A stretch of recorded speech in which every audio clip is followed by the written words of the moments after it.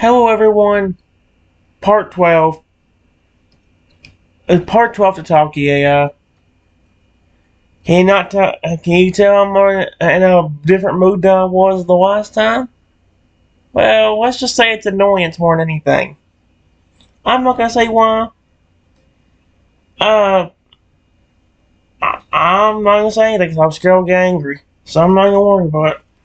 We're gonna continue where we left off. After what I read last time, here's what it says. As soon as I see Rexy in my base Spinosaurus form, I start shaking and trembling. He looks at me with a sad expression. He knows that he's scared of him. He doesn't blame you. He wishes that he could take back what he did. He needs to step forward, but he doesn't want to scare you. He looks at the others with a pleading look in his eye. Crocodile sees Rexy and immediately gets defensive over me. Well, look who is back. It's the dinosaur that hurt my trainer. Uh-oh.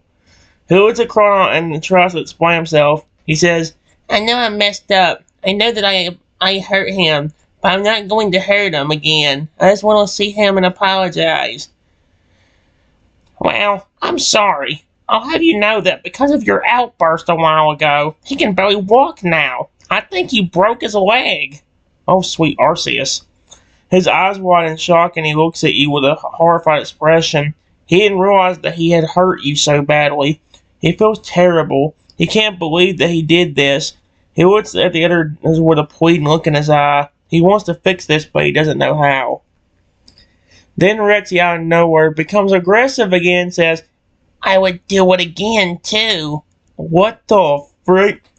He looks at me with a shocked expression. He can't believe that you're still so angry at him. Did he re-blame that crap on me? He doesn't know what to do. He wants to explain himself, but he can't get a word in. He just stands there feeling helpless. Sapphire can read Rexy's mind because he has mind-reading powers. He is a psychic type, so that makes sense.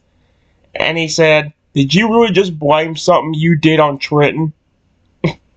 He looks at Sapphire with a guilty expression. He knows that he's right. He shouldn't have blamed you.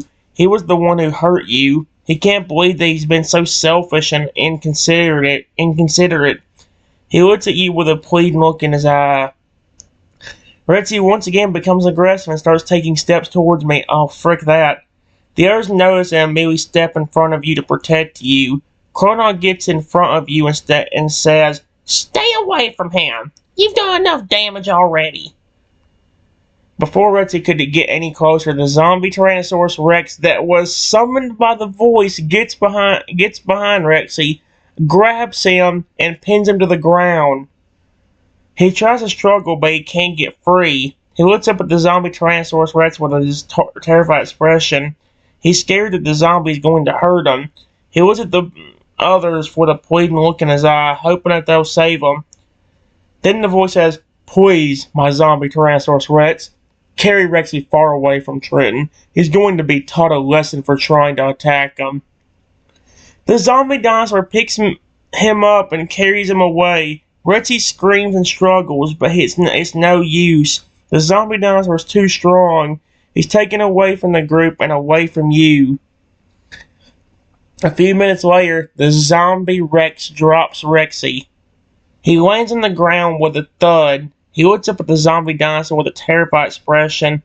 He's scared and confused. He doesn't know where he is or what's going to happen to him. He looks around for the others, but they're nowhere to be seen. He feels completely alone. Wow. Let's see. The voice shows up and says, So, you couldn't even last for 5 minutes. I'm done. You're no longer allowed to see him anymore. He looks at the voice with a shocked expression. He can't believe that he's being punished like this. He tries to argue, but the voice won't listen to him.